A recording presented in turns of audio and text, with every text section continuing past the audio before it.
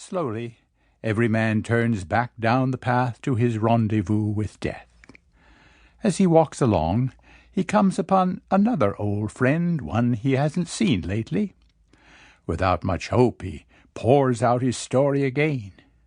To his amazement, this last friend replies, "Sure, I'll come with you."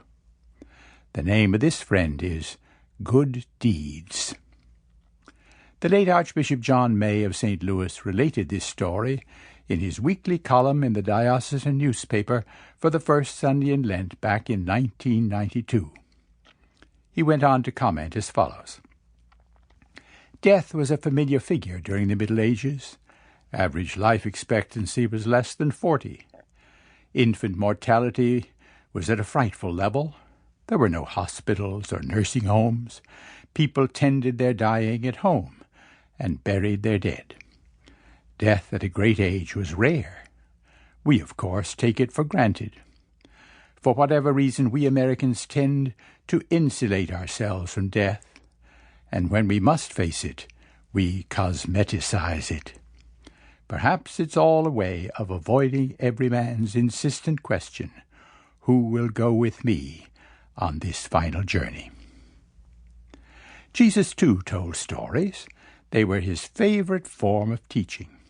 Some of them are among the great stories of the world. They are so simple that even children can understand them, yet so rich in meaning that learned scholars are still pondering their full meaning. The everyman story is an allegory. The characters are stand-ins for something else. We recognize this from their names: everyman, riches, fame, pleasure, and good deeds. The edition of Harper's Dictionary, which I got as a schoolboy and which I still use regularly today, it's been rebound, says, allegory is prolonged metaphor, in which typically a series of actions are symbolic of other actions. Though some of Jesus' stories have elements of allegory, they're really something else. We call them parables, a word which comes from two common Greek words, para, which means beside or alongside, and bolein, which means to put or to throw.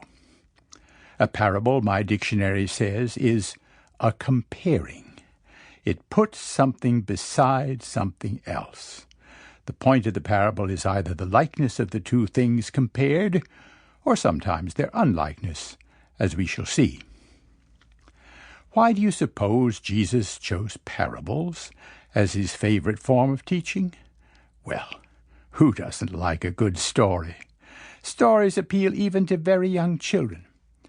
Let me tell you about one of them who has become very dear to me since I first saw her an hour after her birth, not quite 3 years ago.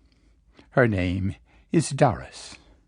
Her parents came 6 years ago from mainland China to St. Louis, where I live, so that the father, Reef, could pursue a doctorate in Chinese literature at Washington University. Starting about Doris's second birthday, her mother, Wen Ping, has taken her daughter almost daily to children's story time at one of the many libraries all over our metropolitan area. Since the family speaks Mandarin Chinese at home, Doris understood little at first. And even today, where she's not yet 3, there is surely much that she misses, though her understanding of our second language, English, is now remarkably good. But Doris loves story time nonetheless. Listening to well-told stories and learning the songs which the storytellers teach the children and which Doris delights to sing spontaneously on her own, has sharpened her already keen intelligence, stimulated her exceptional sense of humor and fun, and given her the liveliest imagination of anyone I know. Imagine my delight when I came home recently on my birthday and I found a message from Doris on my telephone answering machine. This is Reef calling at 107. I'm calling to say on behalf of our whole family to say hello.